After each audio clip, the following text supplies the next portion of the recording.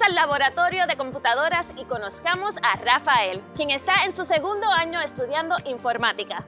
Rafael vino a los Estados Unidos en busca de oportunidades y las encontró aquí en NJIT. Ha logrado grandes avances y se ha involucrado mucho aquí en el campus.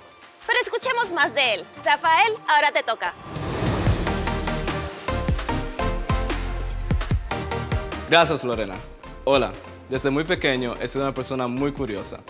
Desde que llegué a los Estados Unidos, las oportunidades que he tenido se han convertido en grandes aspiraciones.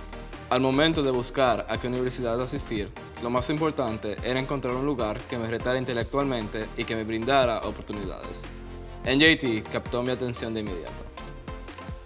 Al empezar mi trayectoria en la universidad, pude tomar clases relacionadas con mi licenciatura en Computer Science, que incrementaron esa inmensa curiosidad que yo poseo.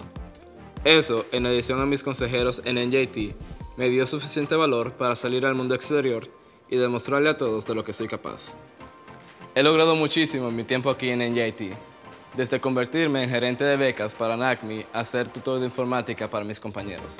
Estoy orgulloso de que NJIT me ha dado las herramientas para lograr mis metas. NJIT prioriza el aprendizaje práctico tanto dentro como fuera del salón de clases.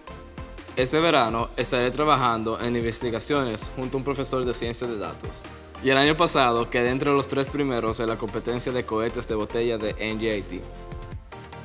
Mis siguientes pasos en esa industria son seguir estudiando y aprovechar todo lo que ofrece NJIT.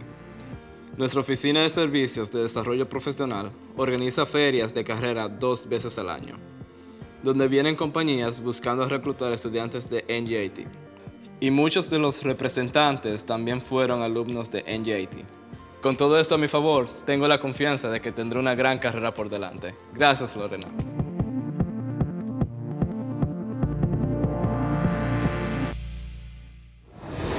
Rafael, eres un verdadero modelo a seguir. Con tu dedicación para ayudar a otros estudiantes con becas y tutorías, eres un verdadero ejemplo. Estoy segura de que esta, junto con tu próxima experiencia investigativa, hará que tu currículum destaque aún más. Bien hecho, Rafael.